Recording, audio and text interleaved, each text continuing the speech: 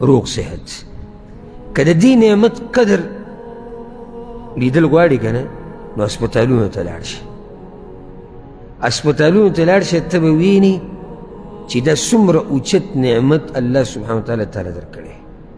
ته لاړ شه هلته په هسپتالونو کې چې کوم خلک پراته دي په کټونو کې د کلونو د میاشتو، ته لاړ شه هلته وګوره د زړه بیماران، ته هلته لاړ شه وګوره چې ګردې خرابې دي په مخه راځي صفا کوي، ته هلته وګوره لاړ شه خپل لاسونه نه چې ساه دم وتهی بس صرف زړه یې چېرېږي ساه پکې کته به راځي هغه وي.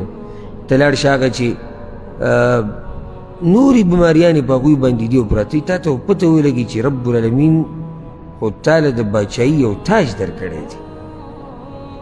او زه دا خبره بار بار کوم، تاسو زما نه څو پیره اورېدلي ده، د انسانانو کې مشکل دا دی چې دوی همیشه هغه یو نعمت را یادوي کوم چې ور الله نه یې ورکړی، هغه به یو څو وي د شمار، او هغه بې شماره نعمتونه چې ور الله ورکړي دغه نه یادوي. او دا بې وفایي ده د الله سره، دا بې وفایي ده د الله سره. بلکې د انسانانو په باره کې موږ تاسو ته دا وایو، کله موږ نصیحت کوو داسې راته ووایو که نه، لکه ستا ورور دی یا د ښځه ده یا د ښځې خاوند دی، ته د دې یو خبره مه راټینګوه یو کمی په ده کې دی صرف هغه راټینګ کړی، بلکې د دغه ښه کارونو ته وګوره په ده کې ښه صفات څومره دي. دا موږ تا ته د انسانانو په باره کې وایو.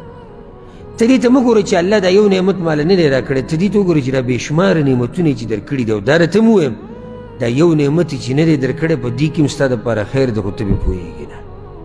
دا هم نعمت شو، دا هم احسان شو چې الله تعالی دغه نعمت نه یې درکړی، ته پرې پوه نه یې ځکه چې هغې کې ستا دپاره خیر نشته. که یوازې موږ د روغ بدن ته سوچ وکړو که نه، نو دا رب العالمین موږ له یو ناشنا نعمت راکړی دی. او ځکه پیغمبر صلی الله علیه وسلم حدیث کې امام ترمذي راوړی، پیغمبر صلی الله علیه وسلم وایي، دا حدیث د ابو هریره رضی الله عنه دی، وی بادروا بالاعمال سبعه، د اوه قسمه حالاتو راتلونه مخکې نیک اعمال وکړئ. هل تنتظرون الا فقرا منسیا. تاسو ګورئ په دې انتظار ناست یې چې داسې غریبي د باندې راشي چې دا هر څه د نه هیر کړي، بیا به دینداري کوئ؟ پای کې خو دینداري نه کېږي. چې داسې غریبي د باندې راشي که نه چې دا هر څه د نه ګډوډ کوي هیر کړي، ته بیا د الله بندګي کوې. لکه دې بس ته چې وایي راځه مړه دیندارۍ طرف ته د الله بیا او بیا دې کسې په دې انتظار کې دی چې کله زه ښه غریب شم او د هر څه نه ګډوډ شي بیا به دینداري کوو. دویم پیغمبر صلی الله علیه وسلم او غینا مطغیه، په دې انتظار کې چې داسې مالداري د باندې راشي چې هغه دې سرکشه کړي، د الله نه دې لرې کړي، بیا به دینداري کوې. او مرضا مفسده، دې دپاره ما دا حدیث ووایي، پیغمبر صلی الله علیه وسلم وایي تاسو ګوره په دې انتظار یې چې داسې بیماري د باندې راشي چې دا بدن دله ټول وریجئ، بیا به دینداري کوئ د الله. او هرما مفنده، یا د باندې بوډاوالی راشي چې د دماغ دې پکې ګډوډ شي. او موتا مجهزه، یا د مرګ په انتظار یې چې مرګ راشي بیا به دینداري کوئ. او دجال، که نه د دجال په انتظار یې چې دجال راوځي بیا به موږ دینداري کوو.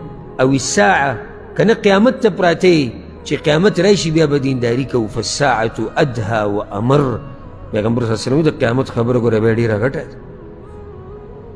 نو ګوره پیغمبر صلی الله علیه وسلم نیک عمل وکړه مخکې د دې نه چې په تا باندې داسې بیماري راشي چې دا بدن دله ګډوډ کړي. دا نیک اعمال هم بیا نشي کولی. او نه په نیکو اعمالو کې هغه شان خوني، لکه اوس یو روغ رمټ سړی دی، روغ رمټ دی د شپې تهجد کوي. یو سړی دی په هغه باندې غټه بیماري نه ده، زه درته غټه بیماري نه وایم، یو سړی دی په هغه باندې صرف تبه ده، او تبه په هم سخته تبه نه ده، هسې هغه ابتدایي درجې والا تبه ده، دی به د هغه په شان تهجد وکړي کوم چې روغ دی. دا ګوره صرف معمولي تبه ده، د طبیعت خراب ته دی ودرېدی نه شي. دی غواړي چې په ځان باندې کمبل راواچي، دی دوايانې غواړي، دی آرام کول غواړي. دا ما تاسو له معمولي مثال در کوم، ستاسو په دې انتظار پراته یې چې یاره دا بدن به زمونږ بوډا شي، کمزوری به شي، بیماریانې به یي، دردونه به یي، فریادونه به یي، نو بیا به زه الله طرف ته واپس شم. او ځکه د امام وهب بن منبه رحمه الله ناشنا خبره راته ذکر کړم. هغه وایي رؤوس النعم ثلاثه، د دې ټولو نعمتونو سرونه درې دي. دا څومره نعمتونه چې الله موږ له کړي دي، نو بنیادونه او سرونه یې څو دي؟ درې. نعمت الاسلام، اولنی بنیاد د نعمتونو او د ټول نه ګډ نعمت هغه د اسلام دی، دې کې خو شک نشته.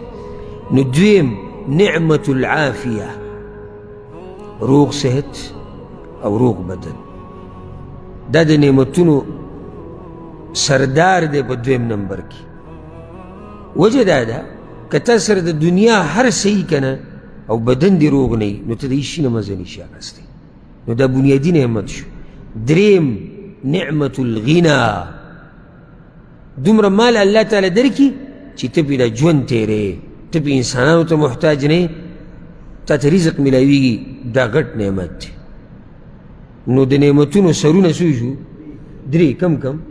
اسلام، روغ صحت، مال او رزق پراخ، دې سره ستا ژوند تېرېږي. او ځکه پیغمبر صلی الله علیه وسلم حدیث کې وایي، دې حدیث ته غوږ کېږدې ښه، او بیا ما ته دا ووایي چې دا نعمت تاسو کې د چا سره نشتی.